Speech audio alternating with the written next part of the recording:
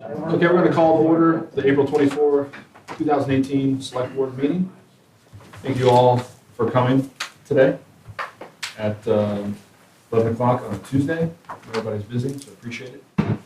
So we have a full 2 hours. I don't know if we're going to use it today. So I thought we'd start off with just talking briefly about how we got to today, why we're here, and then kind of taking each area, housing, transportation, and environment, and breaking it into 20 to 30 minutes for each one for discussion. And if some are quicker than others, and at the end we can go back to something from before, if that's okay.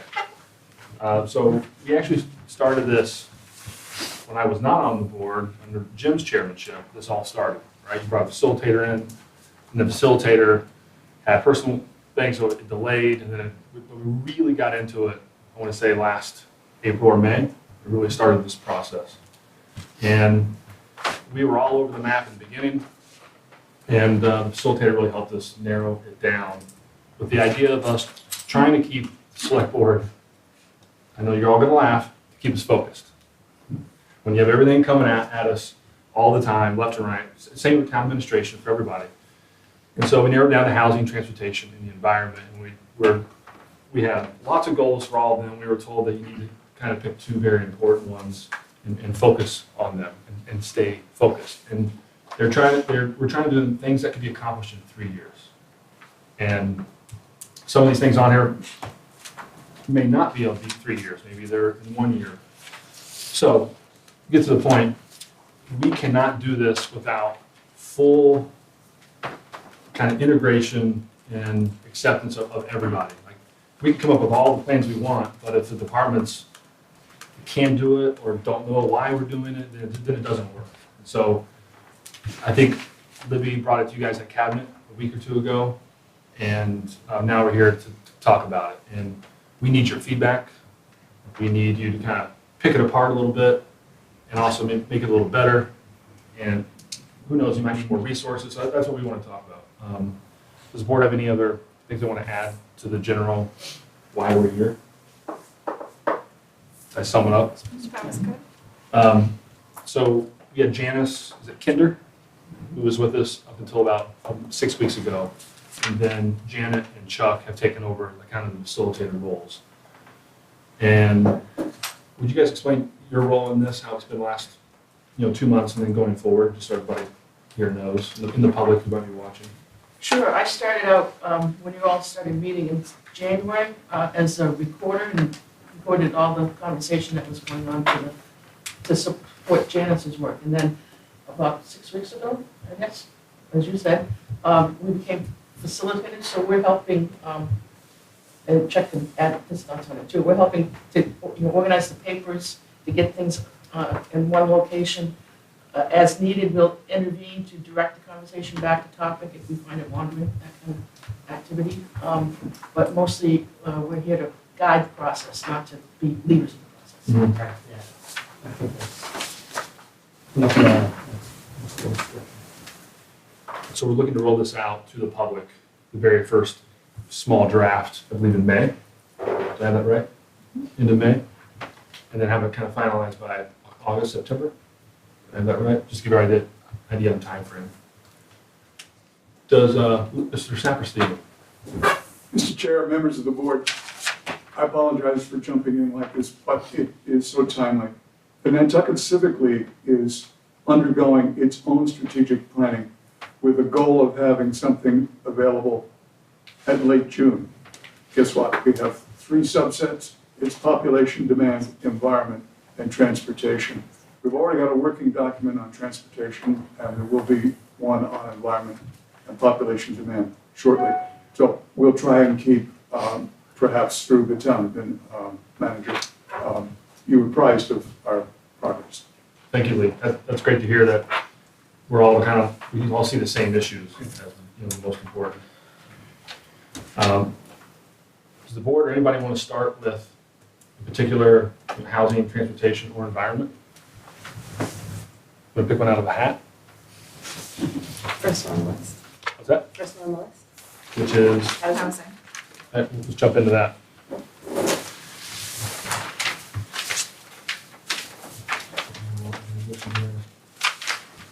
how would you like to start this? Do we want to go through Tucker, Leslie, any of the department heads, your first thoughts? Beginning questions? When you first looked at it, what did you think? Sure. No, well, thank you for the opportunity to be part of the discussion here. Just back from the National Planning Conference, and one of the speakers had mentioned an African proverb that, I don't know, it just struck me. It said, if you want to go fast, go alone. If you want to go far, go together. So I think it's pretty vital that we're all on the same page as we move forward with this. So I really appreciate the importance and focus that the board has put on the housing issue at the National Planning Conference. It was the #1 topic across the country, without question. In any event, so I looked at the goals, and I think they are definitely worthy, and I tried to, I think, interpret a little bit of what the board may be trying to get at, and so you tell me whether I've interpreted it correctly.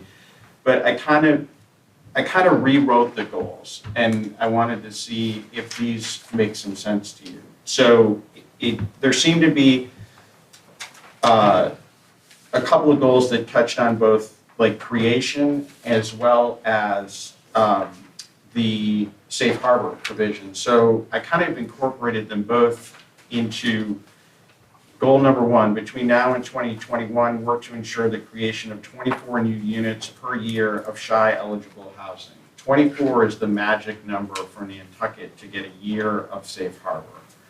And I think I can talk a little bit, I don't want to take a lot of time on it, but there are a whole bunch of different strategies that we can enlist in achieving that number, both through, call it, new initiatives, as well as maybe taking advantage of some things that are already happening or in the works.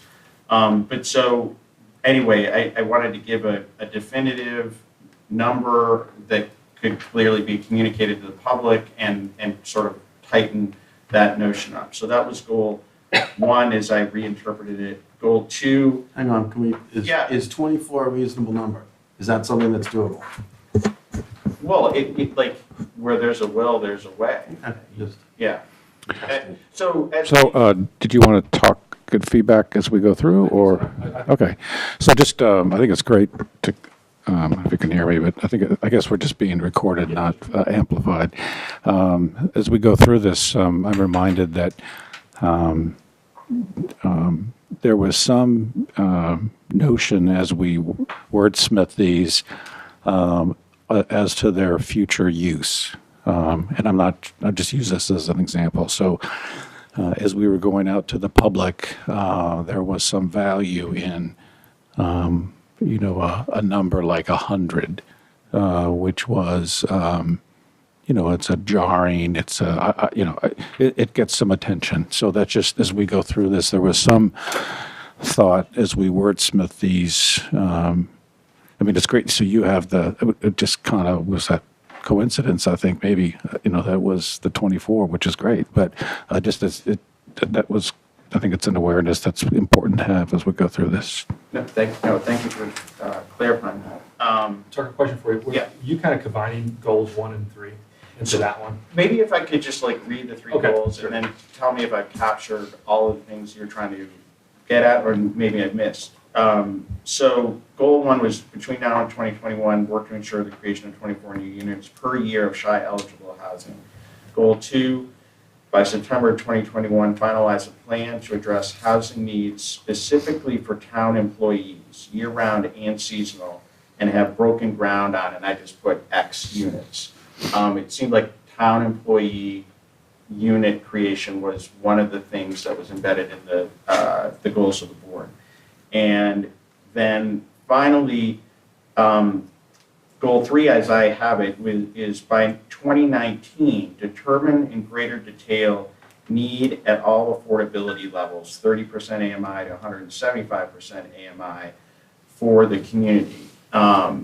So, like I noted in goal number 1, is the board had prepared it, creation of 100 units, and I guess how that communicates to the community we're trying to do something significant, into the category that's 80 to 150. And I guess I was trying to refine the goals a little bit to help in conveying the benefit of certain unit creation to the community. So I think it's fairly easy for people to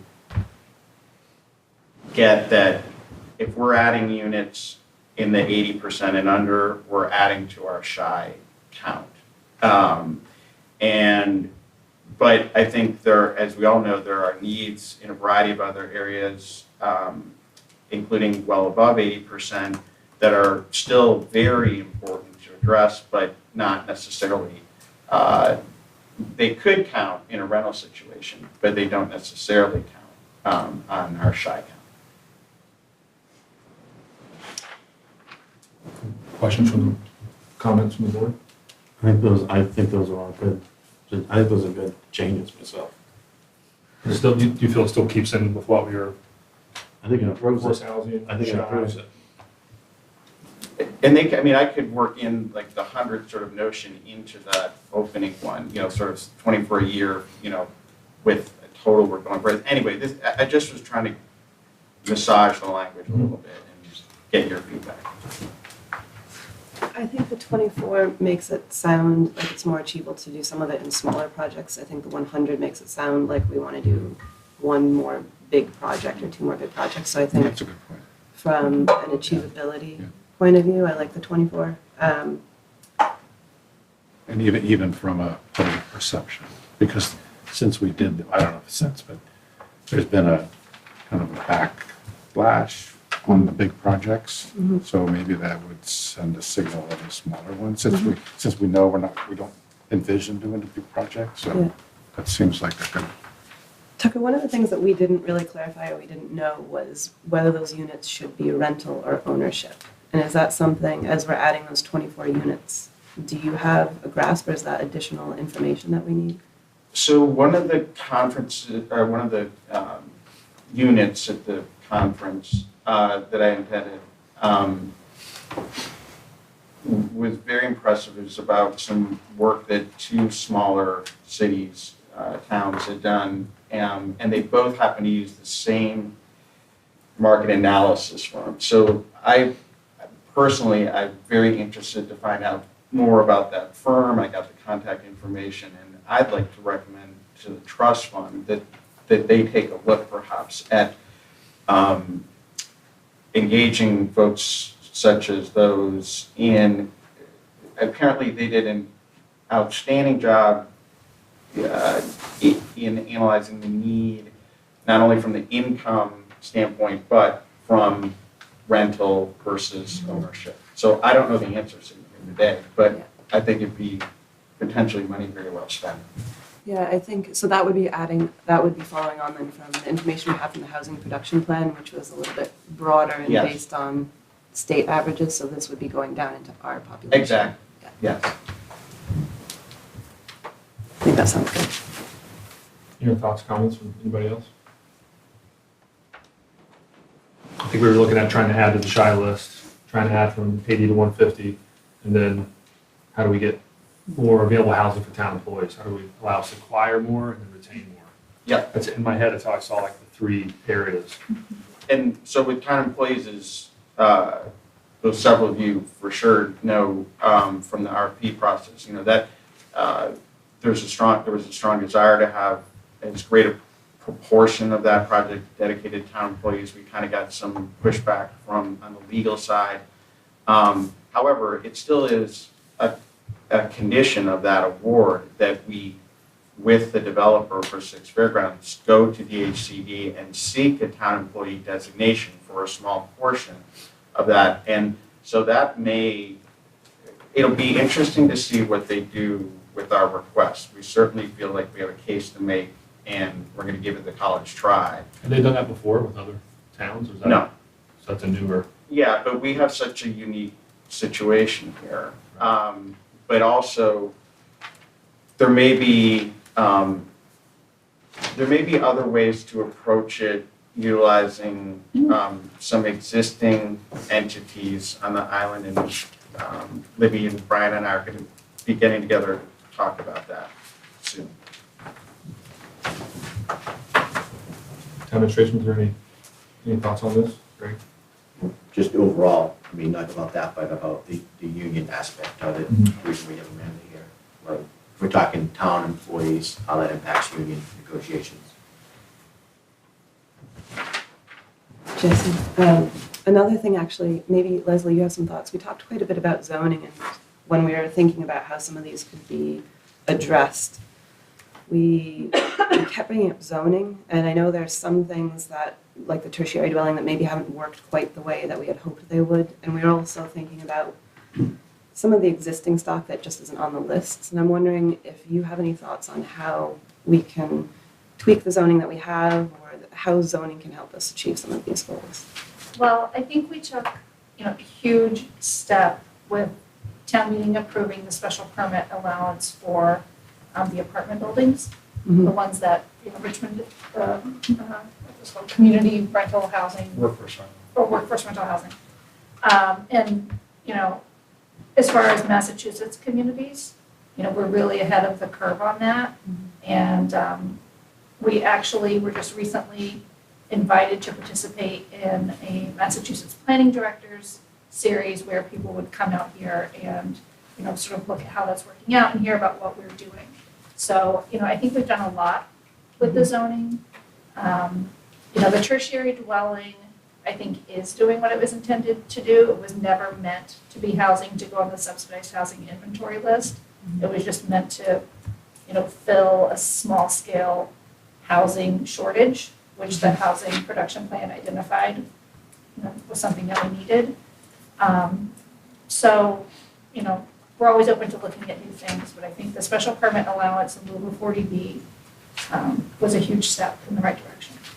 So you think with these goals, zoning changes aren't really, or anything zoning related isn't necessarily going to be needed to achieve them? I think, the 64 unit project at Fairgrounds is going to help a lot with, meeting our housing production plan goals. When Richmond gets up and going, that's gonna, help a lot as well.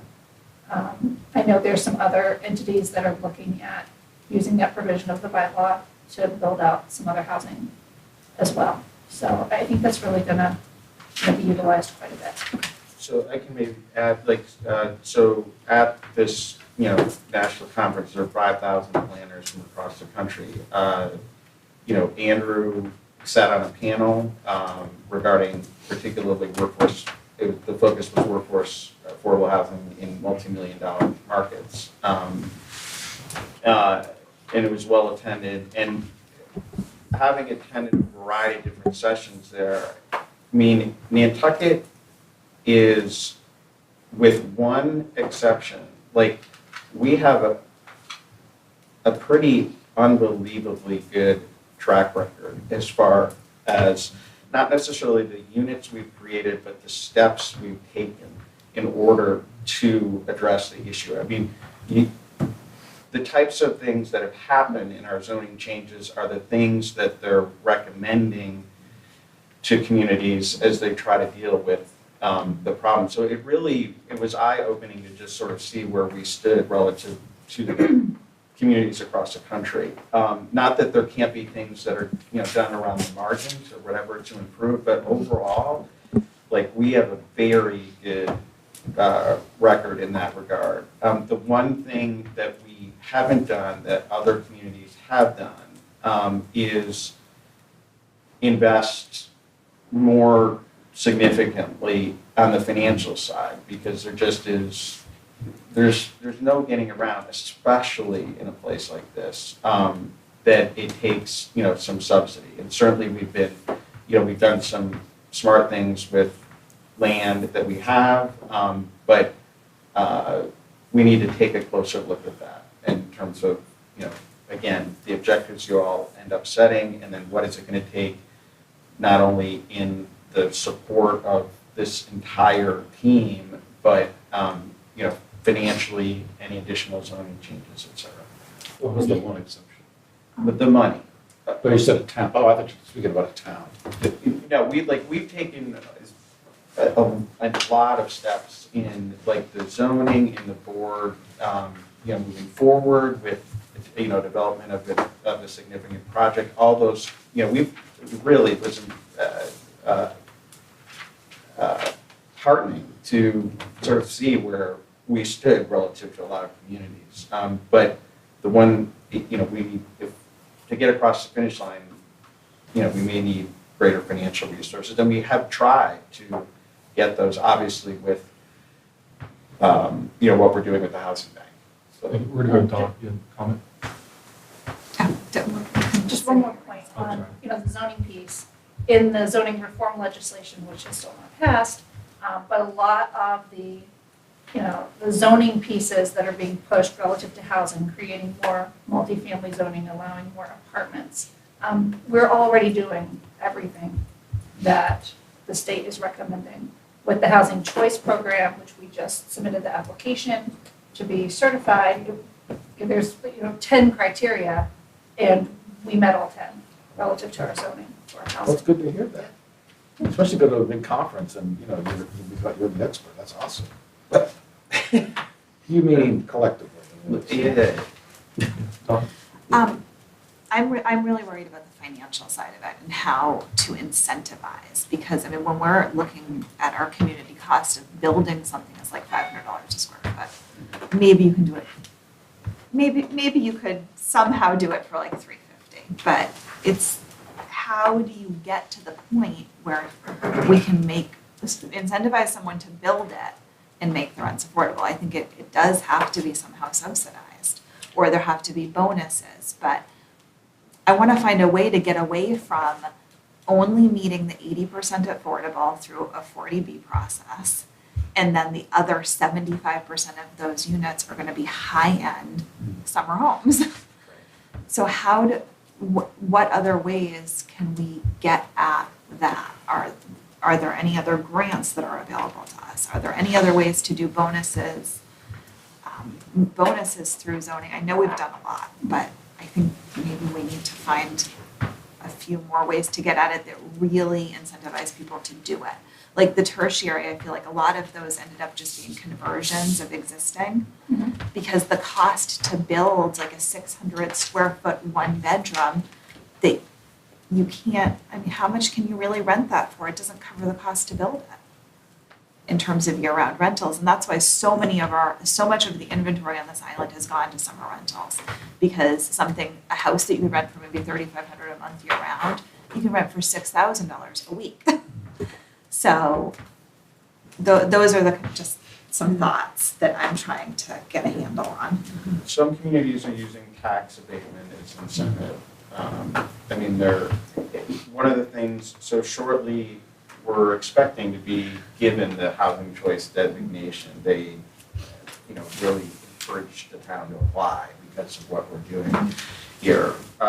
And shortly after that, like May 1st, they're going to be announcing some grant opportunities, like for people who qualify, basically, or towns that qualify.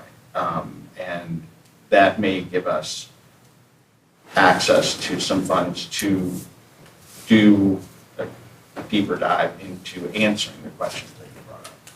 Well, and part of the thing with the tertiary, that was never really intended to be affordable. Those weren't intended to be units on the subsidized housing inventory list.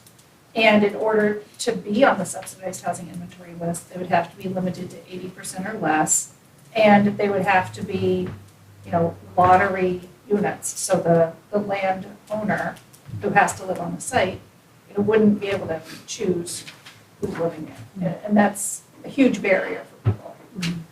I think, aren't you talking to the 80 to 150? Well, I see us as having two problems: meeting our subsidized housing inventory, and then sort of our more real problem of the fact that we need things across. Right. from 30 to 100 or to 200 probably. You know, I see all of these people who are, you know, two income families making well over $100,000 a year and they can't afford a house. They make too much to get into something restricted at 80. 80 is, So maybe as we do our kind of deep dive into these objectives, we could focus on the financial piece. Matt, you had something? Yeah, I don't want to go all over the place, but I think what we do, I think we have to address zoning. I think the traditional way to look at it is increase supply and everything will be fine. That isn't going to work here. The demand from outside is too great. You know, like the situation with Richmond, people are moving in, their heat is so much a month, they're moving right out. So the incentives for these guys who are building these things are all up front to build them. If we continue doing the traditional LIHTC, et cetera, way they do it, they make all their money in the first 2 or 3 years. There's no incentive to spend anything. The tax credits are there. I've gone through the financials back and forth. There's got to be a way for us to co-partner and have some say in it going forward. I'm glad we did what we did here, but we've learned a lot, and hopefully we will improve on that. I think some of the things that Leslie's bringing up that are saying we can't do it because of this reason, that, well, maybe it should be maybe we should go to the state and say, we'd like an exemption on that. Someone like myself is housing, 25, 30 people, and most of them are under 80%, a few aren't. And, we should, as an island, we should be getting credit for that. This isn't how people are solving it in the real world, and they're not putting the investment. I'm building 2 cottages. They're going to come in at, 300, 350 a square foot. I'm partly doing it to prove that we can do this at an affordable level and build housing that town employees and people, the lower people up to the, 160 would want to live in a better way than a bunch of different large apartment buildings. So I think, if that can be proven and we can replicate it, then all of a sudden you've got something where you don't have to come in and be beholden to someone. So I think we have to look at that. The point that Greg is making about the unions is crucial. We need to find a way to have buy-in on that.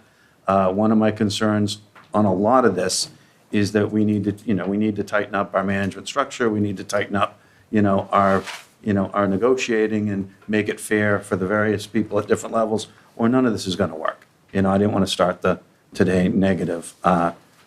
And so I think, we do have to dive into some of these things with a lot more. And the other part, if, we look at the recent election, I think the Islanders are realizing that there's a cost to doing it the traditional way, which is more cars, more kids in the school at $20,000 a year each. How are we going to afford this? So anything we go to do has to have the costs and the benefits attached to it. Any housing changes, any zoning changes, we need to know what the impact is going to be. People are having trouble paying taxes as it is now. So we have to. There's a lot of details to this, and we can pat ourselves on the back for the stuff we're doing well, but we need to do it better, and we have to really not be afraid to look into it and question the status quo. Leslie or Tucker, was there anything in there you wanted to address? Well, That was a lot. It was.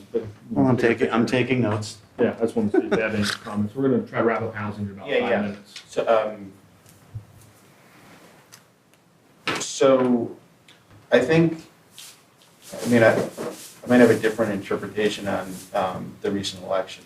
Like, what I would interpret is that some people are having a reaction to our collectively not having dealt with this issue like for a long time. And so now there's a price that's getting paid. Surfside Crossing, public hearing opens for the CBA on May 10th.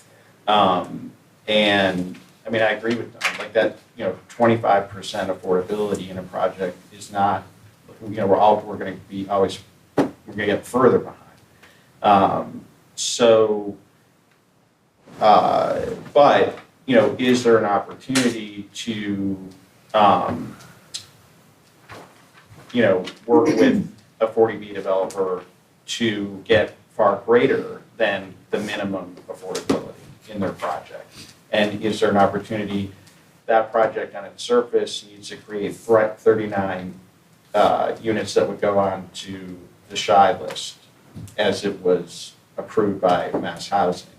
You know, so we get to 48, that's 2 years of safe harbor. So how can we work with them, you know, for something that's already, you know, let's say in theory, you know, going to be moving forward at some level, to get get 48 units and get, so we could actually, you know, achieve one of your goals this year, and have it count for 2 years.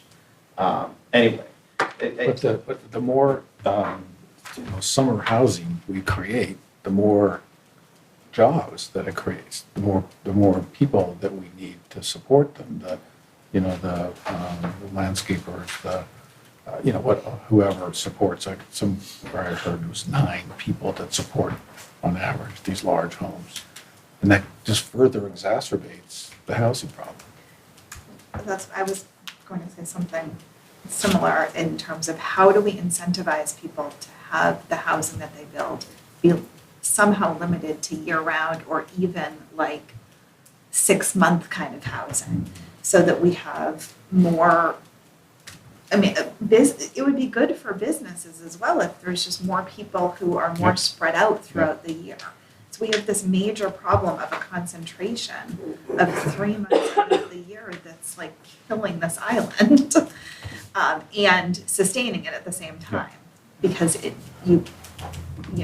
people go into the red in the middle of the winter.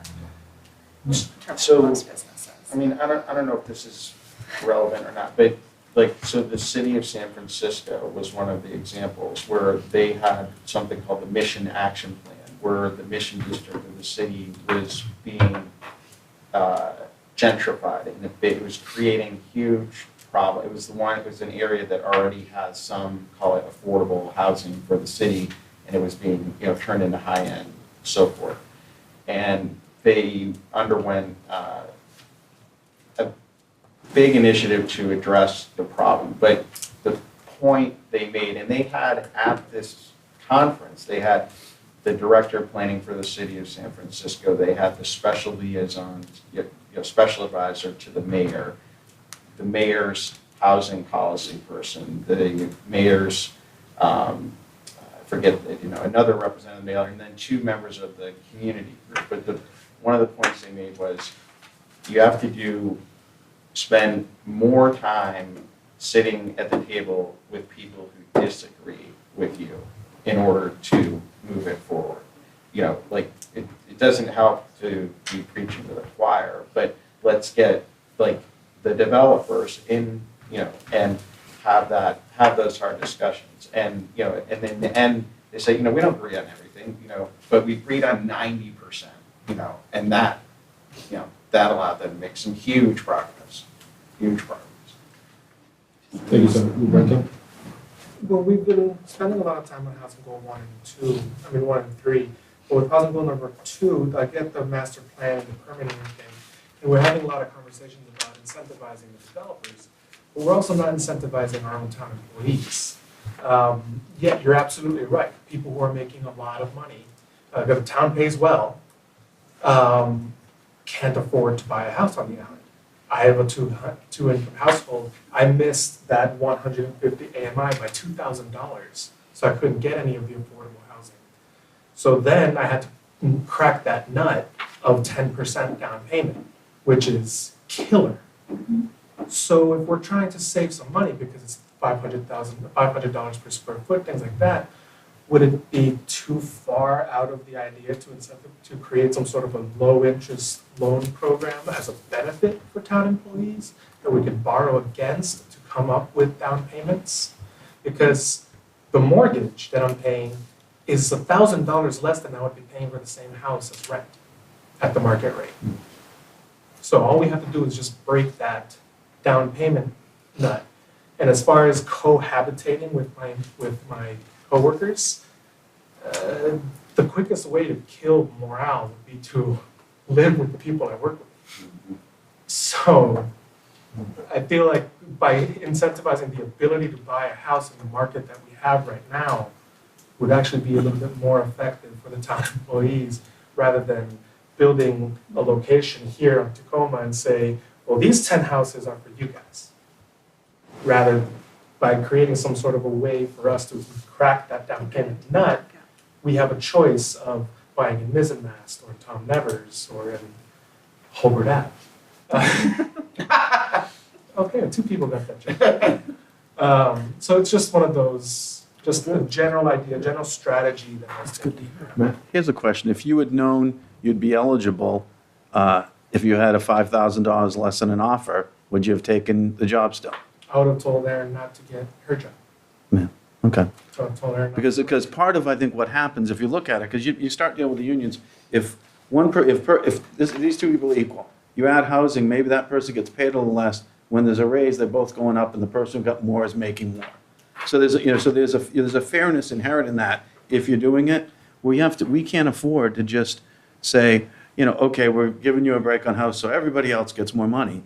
We already gave too much this round anyway, more than the town can handle. And if we have a downturn, we're going to be in a severe situation like we were 2009. So I just think that we have to, when we talk about it, we can't be afraid of saying that we have to look at it differently. That's kind of the point I'm making. Amanda, do you have any thoughts on anything with unions and housing? Well, I'll say right now, the problem we face is that like 85% of our employee workforce is unionized. And so we have to be consistent with anything we do. We can't give some people housing and some people not housing. And I think whatever we give also has to be equal value. So that's what we're struggling with right now. What about something like Roberto's idea, where anybody can apply for it to get a 5% down because I of. think that's a good idea. Yeah, we do that with the septic loan program. We give a septic loan to anyone who applies for it with 2%. Is that something the Housing Trust Fund could administer? Yeah, be like an extension of the cap. Would you have to work with banks and financial institutions for something like that? Or is that all kind of? There'd have to be. Well, they're money. doing it now for closing costs, Right. so we could just expand it. But if it was a low interest loan, at least there would be some money coming in. Right. So is this something, facilitator, something we add to our goals? Is it an action step underneath one of them? If y'all really like something like this? I think the purpose for today is to have this broad discussion, and that we'll need to come back and Okay. focus with a small group just on that and cover it out there. Thank you. There's a lot of detail under this. We can't make a decision right now. Yeah. I think there's a lot of data to be mined by talking to, like, with, one person, Roberta. If we could, data mine all the employees or a segment of, or have focus groups with the employees or, I think that would be, I think there'd be a lot of information we could get. I mean, we could do a survey of employees and find out what they need or what they want. I mean, I can give you data on who we've hired recently that needs housing and what we've come to a solution to get them here, things like that. Maybe that's part of the data research, which starts this summer, right? So that would all be great. Yeah, I just know in my business, I have different tiers. I pay a different amount if I'm housing someone, if I'm not, because the people that are being housed are getting a very good deal. And so I've had to, people who aren't housed, like the island kids, I pay them more and give them more of a bonus because they have their own housing. So, there's a way to do it that's fair and acceptable.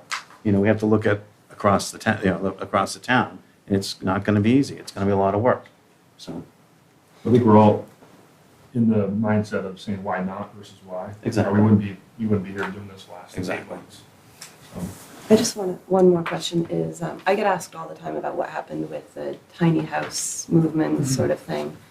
And one of the things that just a question, I'm not quite sure where it ended. I know Isaiah was really pushing it. And I think there was some, maybe Board of Health or permitting, some issues with it. But one of the things when I think about these 24 units and just the demand that I hear is that I think a lot of people my age and younger, 1,000 square feet sounds fantastic. It's more than what you even need. And so some of these affordability issues, I think if we really understand what sort of the next generation, or again, myself and younger, want, I think that it's not a 3-bedroom, 2,000 square foot house. And so I would just like to throw out there, I don't know if zoning plays a part in it or kind of where it left off, and if we can revisit it and look at, is that something that we can pursue in sort of a revised iteration of the tiny house movement? Because I get a lot of questions about it, and I think there's a demand, and I don't think it's just a trend. I think that people are looking for smaller footprints. So the Isaiah Stover tiny house article, that did pass in town meeting. But what I think a lot of people envision with a tiny house is what you see on those television shows, where they hook up the trailer and take it somewhere else. And, in Massachusetts, we have really strict building codes, really strict health codes. And the typical tiny house doesn't fit into any of those. So what was approved with Isaiah's article was a 550 square foot house. And sort of the concept is you would lease the land from the property owner, and then you would own the structure that you put on the land, but it would still have to meet all the building codes. It would have to be connected to, permanent sewer or septic and water. And it really just doesn't make a lot of sense. I mean, you could do it, but no one has. Back in Illinois, we called those trailer parks. Well, it has to be on a foundation, and it has to, by all appearances, be just a really small house. So Why it, wouldn't in a that way, make like sense? duplicates the tertiary dwelling, other than this lease option that just doesn't work. Why doesn't that make sense? You said it does. Well, you still have to run the infrastructure to, connect it to electric and water and sewer and all of those things. So if the concept is you can just pick it up, sort of detach it from the foundation, attach the trailer and move it somewhere else, you've already invested too much money in all of the sort of permanent pieces.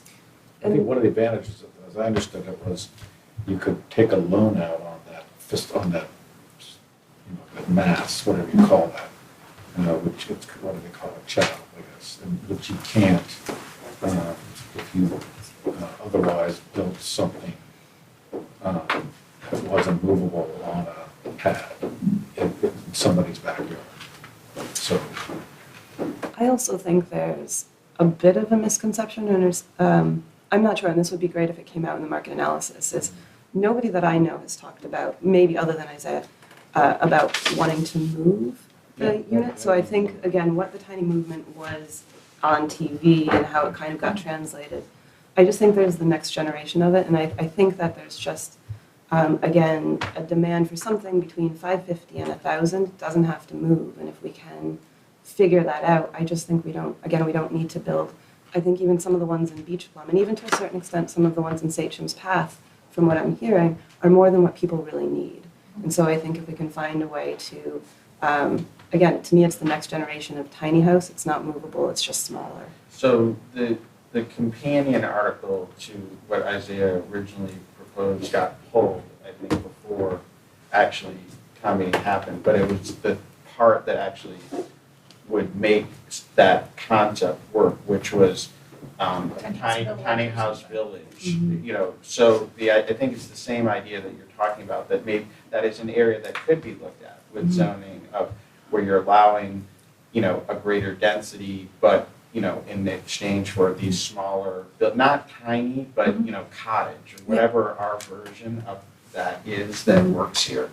But absolutely, that's something. And then one of the things that Matt and I have had some conversation about, and I think is absolutely worth investigating here, is the community land trust model. I think that could be, a very exciting thing, particularly for ownership opportunity here with, maybe in that sort of vein that you're talking about. And one thing that we do allow in zoning in 7 Surfside, is really the only example of it right now, but in the apartment building definition, it's apartment building or buildings. So the 7 Surfside is eventually going to be 4 small cottages, more like what you're talking about, that are apartment buildings, and those can be owned through condominium ownership. They're not subject to income restrictions, they're open market. And that's allowed in a couple of zoning districts, but that could be expanded if that's what people are interested in seeing. I think it would be worth getting a little more detail on what the sort of market analysis of what people want and what they mean by tiny house. Just one, I was Go ahead. just gonna say that, I'm just wondering what budget people actually think that that comes in at, just because even if you go $300 a square foot, you're talking for like 800, that's 240,000 with no land value. So if you're buying a lot for 500,000 and say you fit 4 cottages on it that are 800, I mean, it's still not really at the income level that you need to be is the problem, unless it's subsidized. I mean, Land- maybe it is, but that's really for, 800 is a 2-person family, Right. tops. You'd have to I subsidize think the so much land of it has to do with and- the cost of construction and the cost of land. Yeah. Couple more comments and we'll yeah, move just, to the I'll go, environment. yeah, real quick. There's no point in, building a building buying a trailer to put your building on when you have to still build a foundation anyway. I was gonna say the cottage thing does work here. Dinsmore cottages, the ones on Hummock Pond Road, there are and one of the things that came out of the comp plan is that the housing should be spread around the island. Now, the only problem with this is we have to put constraints, in my opinion, you have to put constraints on price, or these 6 cottages are gonna end up being 600, 800, or $1 million cottages in the future, renting on Airbnb. Oh, great, come down for the holiday weekend. And so, I think so this is where the zoning comes in. If we're gonna give something, we have to try to set it up so we get something back. And, so we have to sort of work on that. A few years ago, we had an article on second dwellings. It was that close to passing. And it was the intent of second dwellings when it started was for extra income and for the family. It has turned into something completely different than that. And so there was, Barbara Gookin presented it and it came close to passing.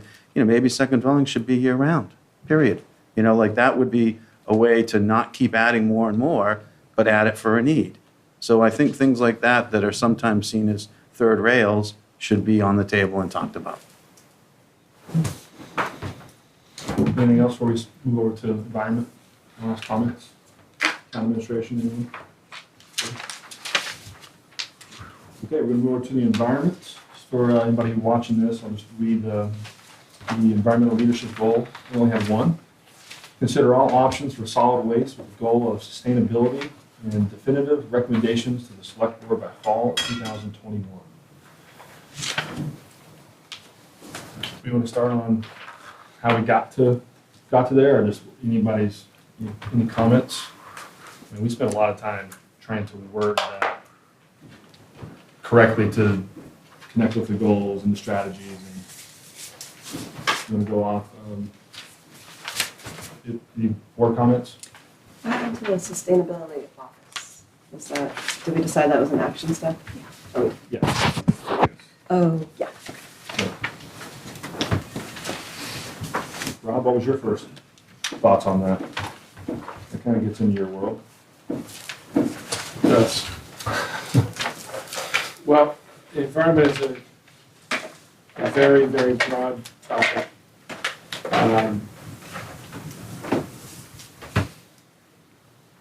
I'm surprised that we didn't see water, frankly, in all its forms.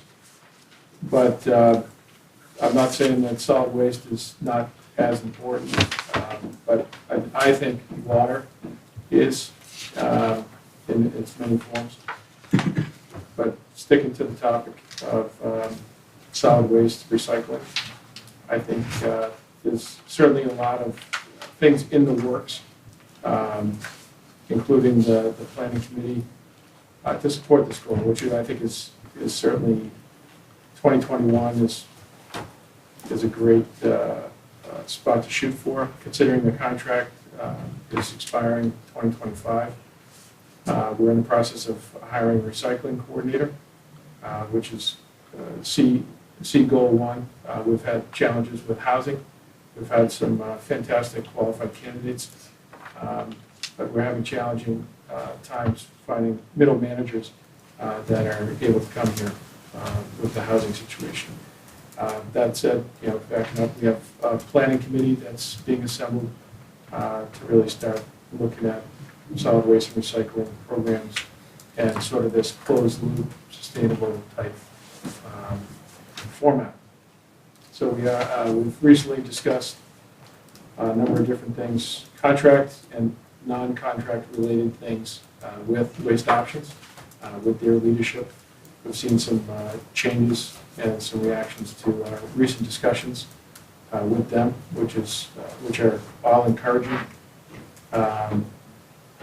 So I think we're at a really excellent place, and it's great to see that the select board is interested in sort of fostering that.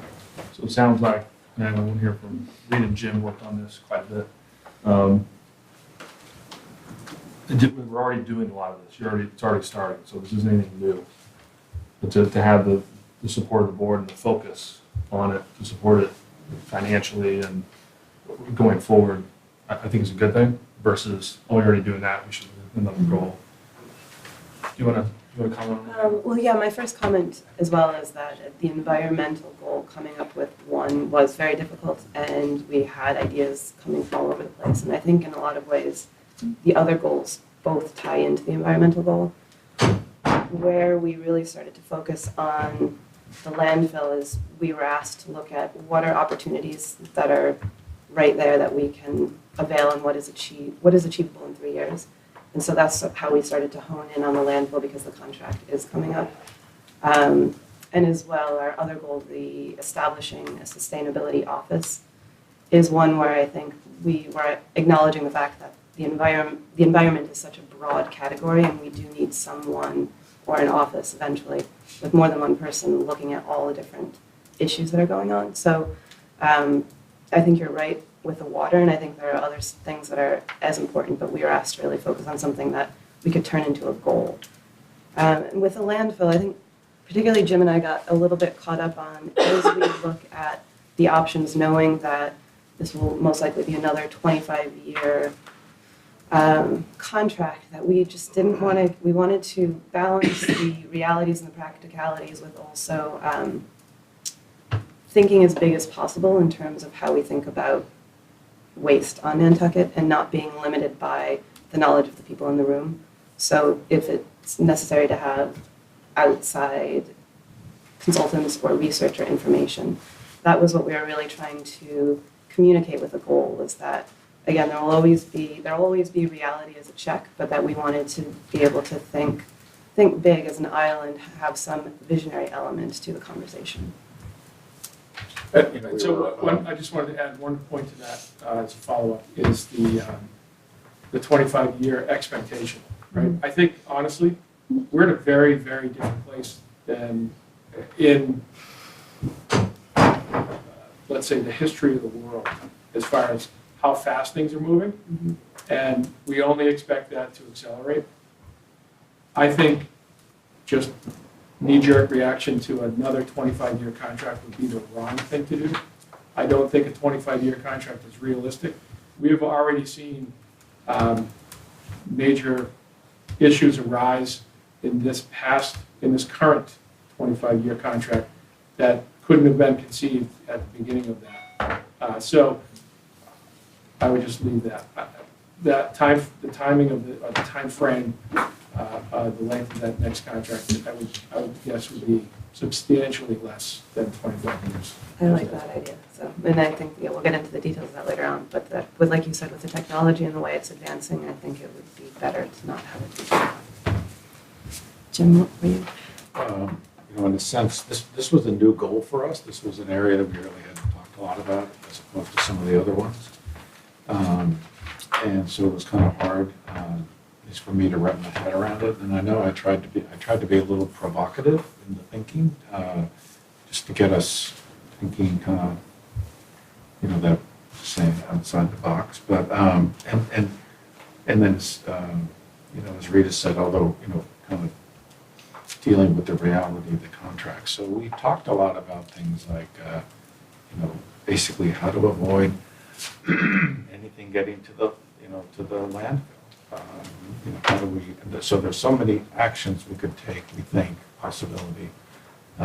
besides looking at processing of solid waste, it was, a lot of it was, eliminating the need for anything to go back, not anything, but things to go to the landfill. So that was kind of at least my thought, because we crafted this goal. As well, as much as we were focusing on how it actually gets processed or dealt with at the landfill, we did talk a bit about how to reduce consumption or reduce the generation of waste in the first place. And so that's not just having the sort of reactive approach to what ends up at the landfill, but is there a way that we can, as we're looking at these recommendations, look at how to, at the household level or at the, whatever it is, the commercial level, reduce the waste coming in the first place. Just something to throw out there. Most people, from the municipal end of things, consider solid waste as the last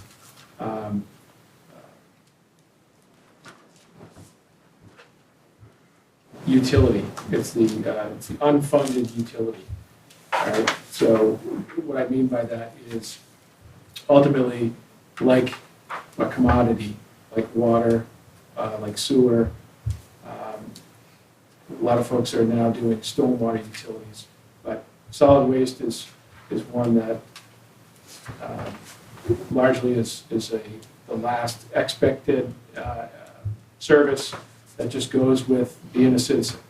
And we've come really far from that. And it really always comes back to money.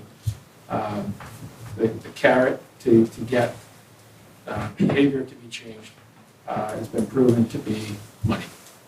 And so is the town going to continue to subsidize, and with no end in sight on what comes in and what our landfill continues to run?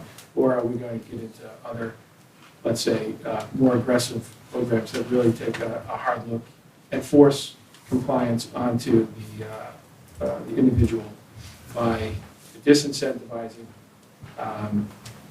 monetarily? I'm talking pay-as-you-throw programs that recognize and put the onus on the user as to what they generate, and they pay for what they throw. That's sort of the other end of the spectrum. So there's various ways to skin a cat, let's say. And I think this new planning committee is going to be looking at a whole host of provocative, as Jim said, provocative ways to look at this program and to see how they'll all tie together with this sustainable closed loop type of system. We're going to expect people coming on island with whatever, so like a carry-in, carry-out, and like a conservation property. That sounds like a fantastic concept that people are, familiar with, and particularly familiar with here on other private properties. So it's not too far, I think, to ask for something similar. But when you really start to think about it, can you actually see people leaving the island on the steamship with bags of trash in their vehicles? They won't. They won't. So they'll stop the first public garbage can they see on the street and fill it. So, those are the sort of reality checks that we have to keep in mind here. But, we've talked a whole host of other things. The amount of textiles that go out in the C&D operation after they've gone through the take it or leave it. It's an extraordinary program, but it's just stopping short of being a really, truly beneficial program, right? The textiles ultimately get wasted at the end, and it's not as good as it could be. So there are outlets out there that are ready, willing, able to take them. It's just that small thing of cost to get them to them. So, we've come up with all kinds of, I think, some interesting ideas, such as if they're not willing to take trash over them with them, Bill, maybe they'd be willing to take a bag of textiles with them. If there's a receptacle on the other end, they could literally drive through and drop in as being a good neighbor. having something like that located on steamship property is probably not likely, just in the conversations we've had. But it's a start. It's a discussion to, continue to vet. And those are the sort of things that I think there would be a certain person that would love to be a part of that. So those are some of the ideas I think that will be kicked around. But they're not the sort of real big things that would make a big change, such as, elimination of the landfill, or, truly taking everything off island and just having a transfer station here. Or bringing new technology here to the island to handle plastics, gasification, that's been talked about. There's a lot of really big. Some of the other topics are simply contractual. We're coming near the end of the 25-year contract, and so there's less incentive, right, for reinvestment in capital on the property on behalf of the vendor. So what incentives or contractual issues do we draft in to the next contract to make sure that the facilities that we get, that we take hold of, or the next vendor would take hold of, that they're going to be handed something that's worth running, right? And it's not just run into the ground and there you go at the end, and good luck. By the way, that's not working. So some bigger, more practical things that we really want to make sure that are in place next time.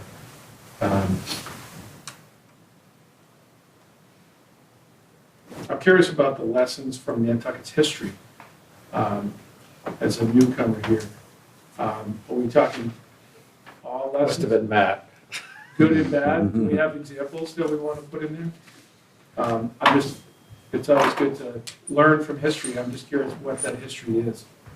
I think you just touched on some of it. Sort of the existing contract we had now was something that we were told it was going to be self-sorting and it was going to be easier and we were going to end up with an income stream. The sales pitch was completely sort of opposite what we ended up getting. So I think, I would even question whether we want to do a contract because unless you can align the incentives properly between us and somebody else. It's sort of the thing I touched on with housing. The incentive is to build it. The incentive isn't to maintain it. Look at New York City. They've got trillions of dollars of, unfunded maintenance and repair on their affordable housing. The same thing happens on a smaller scale here. I went to the Plastic Ocean movie the other night, and they mentioned Lord Howe Island off of Australia. So I go on to Lord Howe and look, and they've got 40-something points, and they don't leave anything on the island. Everything comes off. They're making efforts to have stuff come in bulk and be sold in the stores in bulk instead of in plastic. It was just very interesting. So there's other places I think that we should be looking at as examples. They've only got 400 people or so, and a few visitors at a time. We're a lot different animal, but I think, I would say when we do this, we have to look at all the different options. And I'm big on pyrolysis to get rid of that whole hill. I mean, if we could figure it out, or if we could figure it out jointly with the vineyard, and maybe they even set it up on their side if it's more convenient, I think we have to think outside the box of how we're going to handle these things. We had it looked at 15, 20 years ago. Our waste stream was sufficient to do it at the time, supposedly. They're doing it on board the aircraft carriers now. So it's not it works, Now maybe it's uneconomic, maybe we have to make sure what the inputs are. We'll drive the economics on it, but I think we need to be thinking about that. And I'd question whether, we need to have somebody that does it for us unless the things are aligned. Maybe we need to, do it ourselves and have the flexibility to change when the markets change. So That's the biggest point there is the market's changing. Yep. And the world markets are changing dramatically to the point where DEP has stepped in and started to come up with sort of classified as emergency regulations that are allowing flexibilities to various service providers to address some of the glut in the markets, particularly with China. So that's back to the length of these contracts. If we're expecting some vendor to put in a business plan based on the current configurations of the world markets, that could be a 5-year, 10-year window before something substantially changed.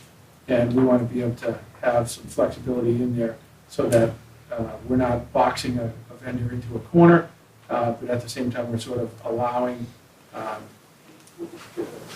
least sustainable practices to occur so that the town's not losing out, but is able to take benefit from, markets that might switch in midstream. I'll give you one more quick history lesson. There was a man on Nantucket who had a house that was, he barricaded around and eventually lost it. And but he was in this business in New Jersey.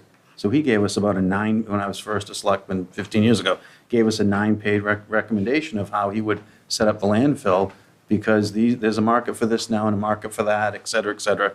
And he was probably right. This is what he does for a living. And but we weren't willing to listen to him partly because, look what he's doing out in Nantucket. What does he know? But, he was doing it as a business. But even if we said, geez, that's great, we want to do it, it didn't align with the contract. So there was, if we had, for example, back then, if we had separated the metal differently, we would have made a lot of money with a couple of them, and it would have been worth bringing them off. But, there was no incentive for Waste Options to do that at the time, because they get paid how much goes over the scale. So, whatever we do has to be able to, line the incentives right. Sure. So when I'm talking, so sort of, I guess, maybe I did put that in there, but I think we have to look at what we've done before and improve it. Sure. That's kind of my thought. Any comments, thoughts from your board members? I have plenty on the pyrolysis, but I'll save that for later. Okay. Bertil, anybody else? Tom? Brian? You're gonna be involved in all of this. Well, you're involved in everything anyway. This will be big. All right, so we're good for environment? You sure, Rita? Jim? That was your baby. Still very young. All right, we're gonna switch over to transportation.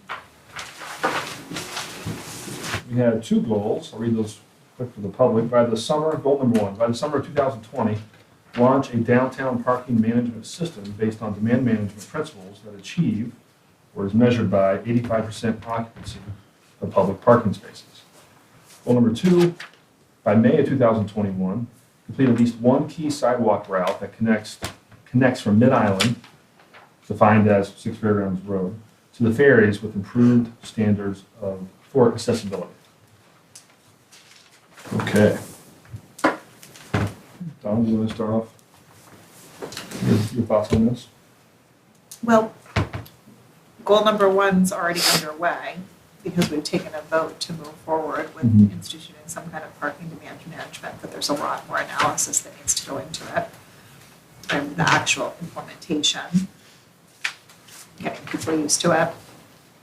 And then the sidewalk one, that was just our vision, was from really making it nice to be able to walk from here or from the housing that we'll hopefully be building soon, get into town through Mid-Island to Stop and Shop, and just having a really good network, and one just really well-defined, specific, good route that's flat, wheelchair, stroller accessible. Greg was heavily involved in this one. I was on this one. Any thoughts on that, on goal number 2, Leslie, on maybe something that's already planned out that we don't even, we're not aware of from 6 Fairgrounds Road? Is it, we look at it at BPAC all the time, like just picking, little pieces. Well, it is a better question for Rob. I would say Andrew, Mike, and I, and formerly Chuck, have been really, I won't say focused on this specific goal, but we've been focused on certainly pedestrian and bicycle movements, as well as vehicular improvement. And with the completion of the Mid-Island bike path, and it's not pedestrian tide per se, but it's being used as pedestrian walkway as well. That whole vision of sort of a harbor walk through the Land Bank property paralleling Washington Street, and then coming into that new transportation hub downtown, and then out Orange and ultimately taking you to here. That would include improvements to Old South and fairgrounds, roundabout, etc. Beyond that, I know Mike's working hard to get a complete streets grant for Sparks Avenue, and that was supported at annual town meeting. So there's definitely a lot in the works. There's a lot that's been being planned for well before my time here. So I think that there's a lot of good stuff in the works already. Just to let other people know that have been involved. The bike path improvements or bike accessibility improvements along Washington and Orange, basically from Candle Street all the way to the Rotary will be implemented based on Chuck's lead on that with Mike in support, and Remain has really come forward and stepped up and paid for a consultant to make that happen for this summer. That's going to be in-street markings and signage to allow significantly improved usage for bicycle accessibility from downtown all the way to the Rotary, which is great. Great first step and something we could do kind of short of building those permanent structures separate from the roadway. I guess Greg and Don and Rob, is this too specific? Should this be bigger? Should it be widened? It seems like there's already these little, Remain has funded this study, that's the one that's happening this spring, all the markings within the next 2 or 3 years, widen Orange Street, bike lanes, and then there's like the 20-year plan.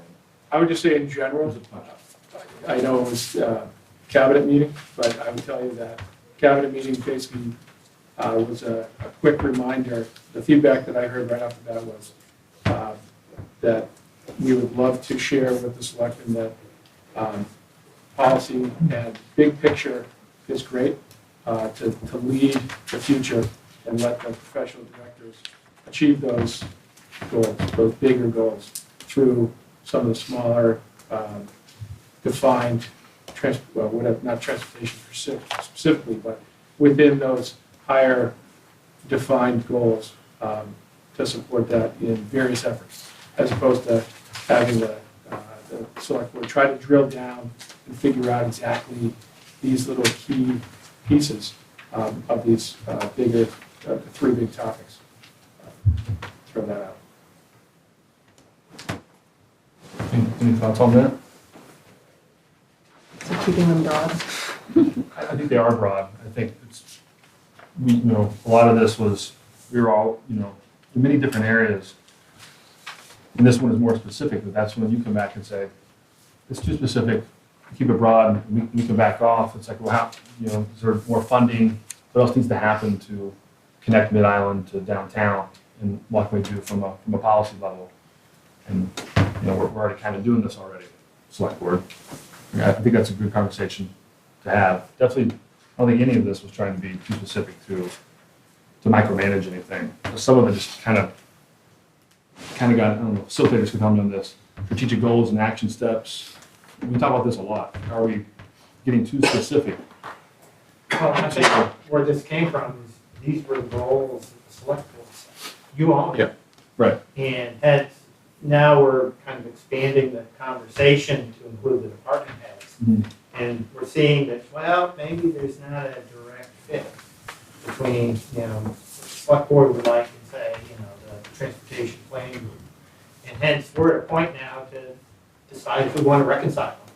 But yeah, on some level, there's no need for you to change your goal because you've identified the goal, you have a measurable outcome and a date. But I don't think you're going to kind of cast a hard and fast, we got to get this done. I think you're at the point now of getting information and then going to try to collaborate for, what should it be.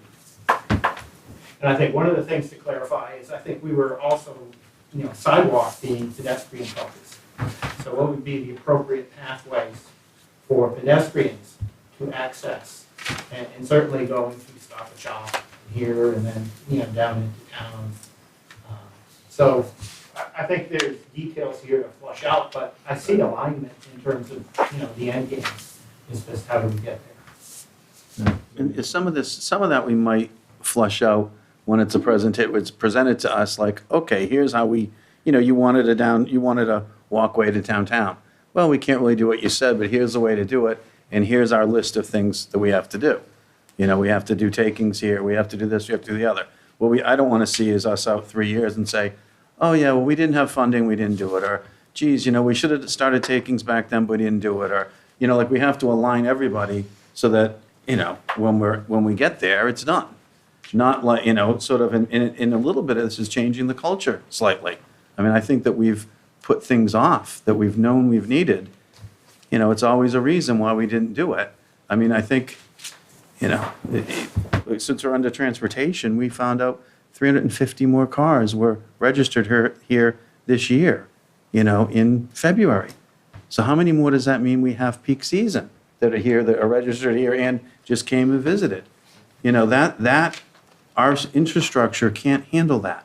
We can't, our existing infrastructure can't handle it, and we don't have the ability to build our existing infrastructure differently. So we have to, sort of, as a community, shift how we view it, and alternatives have to be prioritized. Walking and biking and the beautiful time in the summer, being on the bus. We need to, as a community, shift and embrace those more than we have.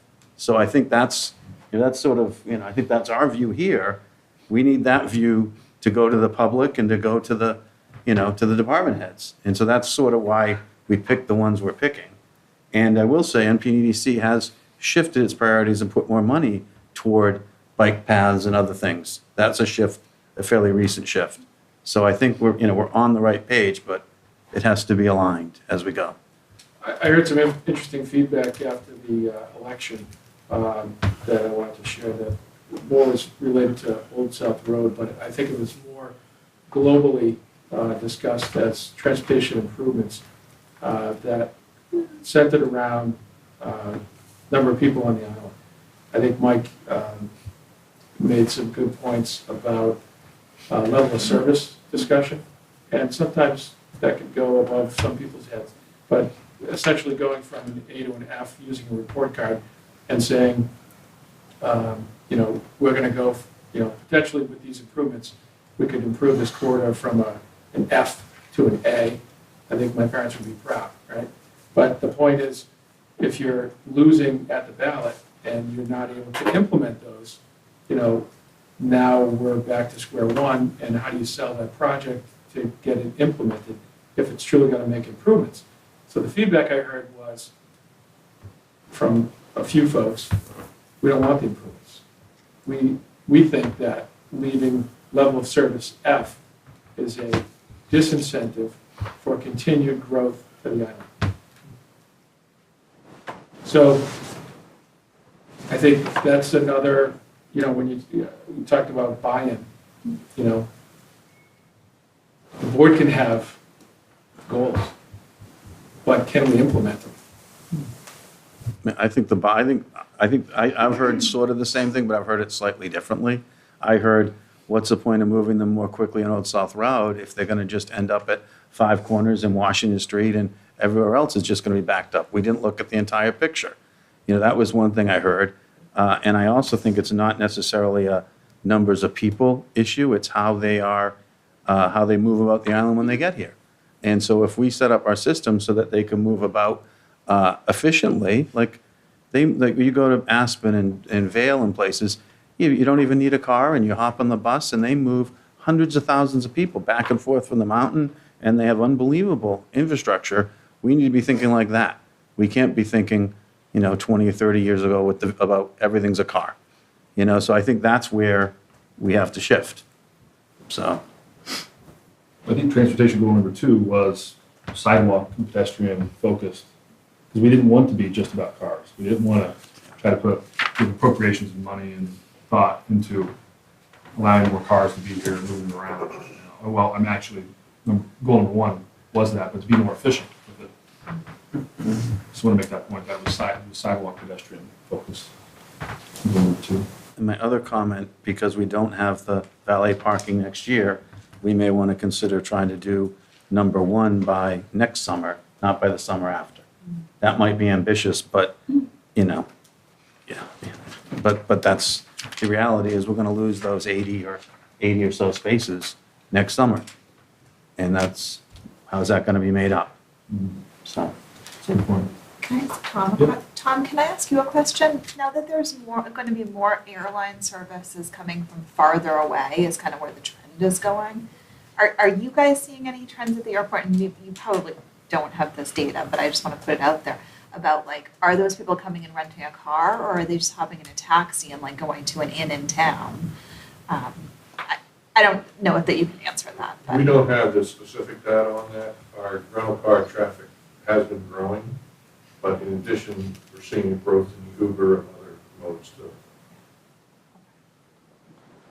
But our rental car numbers are capped anyway. I mean, there's only 700 rental cars. The number of cars, but the days, the rental days are. Rental days are getting longer. So should we switch over to goal number one, the parking management systems? On demand management systems. So I think you said, Don, that's already started. We have a parking district. Yep. Chief, you want to jump in on your thoughts on that? I really don't. Okay. Well, you've been sitting here, you know, very not quiet for an hour and a half. Figured I'd ask you. Really? We have a group going about this, Mhm. and we're waiting to meet with Remain about whether or not they're gonna help fund, I think they will to some extent, help fund the study or work that needs to be done to let us know what alternatives are out there to implement demand management parking. And what we need to get to sort of administrative wise and enforcement wise is who's going to do what? How is the system going to work? Will it require additional resources? How much is it going to cost? Where is the money going to come from? At the same time, we haven't met yet, but we're going to be meeting shortly about the parking benefits district. As we know, the article that authorized that was approved at town meeting. How will that work? How will that get set up? So I think that there are a lot of sort of administrative / enforcement concerns on the part of the police department and town administration as to just sort of sorting out who is going to do what here. And so we are working on that and trying to get at it. Valet parking may or may not throw a wrench into the works there. Even with parking demand management, I don't know we're going to have 80 more parking spots that would replace the valet. And we have some possibly controversial ideas internally about how to replace the valet. There obviously is simply no open space in the downtown area or even in a couple of miles of a radius other than out here that is readily available for valet parking. We've talked, so I don't want to get into all the details of that. We could completely redo the town lot management-wise, and that could become valet parking, but that has other issues associated with it. So we are, I guess I would just say we're having internal discussions about it. And the valet is a little bit throwing a wrench into that right at the moment. Well, what we hope, though, I think, is that Remain's consultant will shortly help us sort out a lot of these issues about, we don't want to reinvent the wheel here. We also need to recognize that there are some differences with Nantucket than in other places where there's parking demand management. It's a captive audience here. The public transportation may be a related service that, as you've all said, needs to improve in order to increase use and reliance upon it rather than cars. And we are most certainly not there yet with that, even in the summer. especially with employees. Maybe not especially with, but largely with. So I don't know that anybody had a particular issue or concern about the goal. The 85% occupancy might be a little specific. That's, I think, an industry standard. And whether or not that industry standard applies to us is sort of remains to be seen, I guess. Yeah, I'll speak on, I think sort of the 85 is really important because, first off, the land is too valuable that we have to turn it into satellite lots. Everyone thinks that the satellite lots are the quote-unquote solution. Well, how are we going to, if we're adding 500 cars a year, how many satellite lots are we going to add and where are they going to be? You know, the island's small enough that once someone walks out their door, they should be able to walk to the end of their, end of the street and take a bus or there should be transportation there. So I think that's a non-starter in my mind if we're taking a long vision at this. I look at this as a, temporary 15-year deal and, we're going to need it for something else. The sticker system that's being recommended by Civic Association and talked about, and I've spoke to Jason, who's the Remain Remain specialist.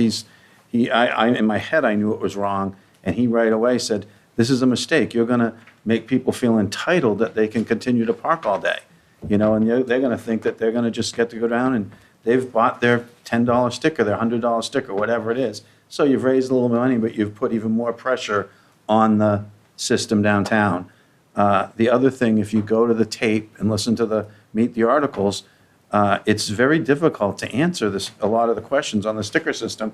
The neighbors start saying, how is it going to happen? What's going to happen to me? And the employees say, what about me? And everybody wants someone else to change how they change their behavior, and they don't want to have to change theirs.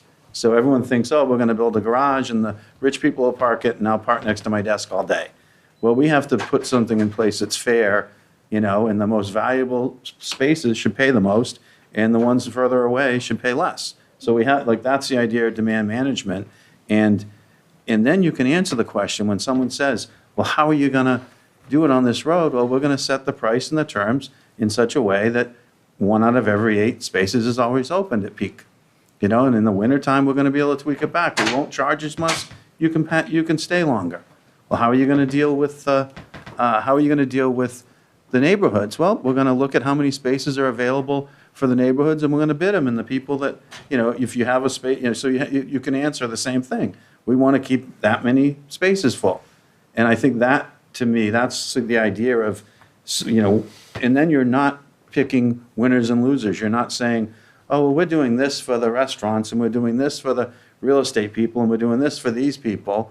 You get into trouble when you treat people differently.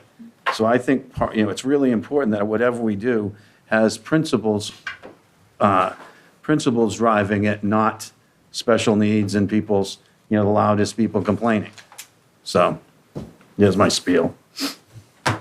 Jason's heard it. He's laughing. As you develop this demand, levy, this, whatever outline, I think to Matt's point, identifying what your kind of overarching goals are, what are you trying to accomplish. If you get some agreement on that, I don't know if you want to involve this board or not, that might help,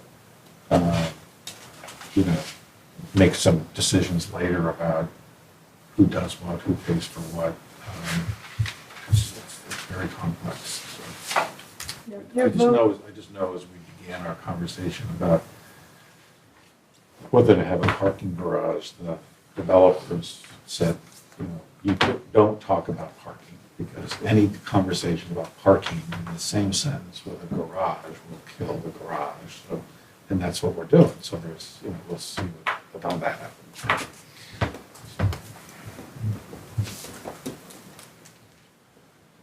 Any other thoughts about this, anyone here? All right, you want to switch into any other thoughts on comments, process, next steps? Maybe you had a thought on housing and environment that just popped in your head?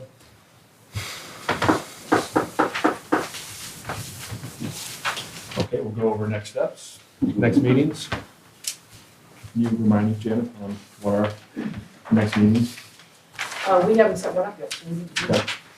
And we'll need to talk about what it is we think should happen next to propose to the select board for that process. But we're pretty sure that we'll be adding members of this group into those meetings moving forward in order to hammer out the action steps and the details and probably modify some of the goals. Okay, that was my next question was, everything we heard today, how do we, pull all this in? And then, so that'll be meetings with individual departments and, And there might be cases where we have more than one department in the room. There's more than one department's gonna be impacted by Right. whatever we're talking about. So we'll need to figure that out, so. But generally, we had talked about every couple of weeks for 2 hours doing these kinds of meetings. and the first rollout to the public was, we In actually May. pick a, in May? Yeah. So the last Wednesday in May. We actually pick a date. Maybe. I don't remember that we picked a date. We normally wouldn't be meeting the last Wednesday of May. The one with, But, what's that? 23rd. I'm not sure we had a date. I don't think we did. What's that, Jim? I don't remember that we I picked a date. remember us throwing out the 30th, but I know it's the fifth Wednesday. Right. But we are about to go into summer schedule, so maybe the fifth Wednesday is just the rollout of this, and it's a shorter, maybe. Okay, we'll figure that out. It's not on our schedule right now. Let's see.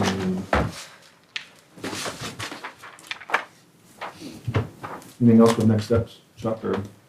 I would like to suggest that, people like Tucker and Rob, if they can put things on one sheet and send it to us, to capture the high points. I try to take notes and capture things, but I probably can keep up with everything. That would be a good refresher, so that when we do come together in these smaller groups to focus on, particular goals, we have that to start from. Especially while it's fresh in, everybody's head. Jot those down. Absolutely. Yeah. And Amanda as well, you have some ideas on some data? Yeah, well, really anybody, Yeah. Please send us, your comments, the points that you either wanted made or did make, during the session. And we'll compile all that, by rolling. Thank you, Chuck.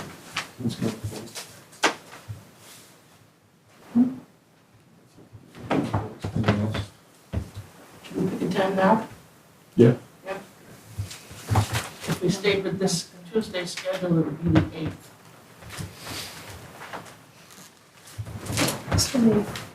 So the idea is that we'll pick one of the goals, we'll meet with the department head. So housing being the first one. The 8th is fine for me. Same Works for time, we me. want to do the same time. That's fine with me. It's what everybody else to do. Matt's good. We're all good for the 8th. So May 8th, 11 to 1. So Libby will have to change our meeting. Sorry, Jim. It's difficult. We have A lot of meetings. Any closing thoughts, anything else? Seems like everybody's really excited about this. Oh, it's been great to have you all here. It's a reality check for us, for me at least, not for you. I agree, Jim. It's, 8 months we're in there digging in, and we're kind of all over the place. A facilitator that's pulling us in, and guiding us, and now we have to, it's a reality check, from what everybody's saying. Well, that's a great idea, but what about this? Let's define it a little more. Or, like Rob's saying, go back, make it bigger. And I think it's awesome to hear other organizations like Civic League saying, we're developing a strategic plan too. And that's kind of music to my ears when I hear things like that. Okay, is there a motion to adjourn? Motion to adjourn. All those in favor?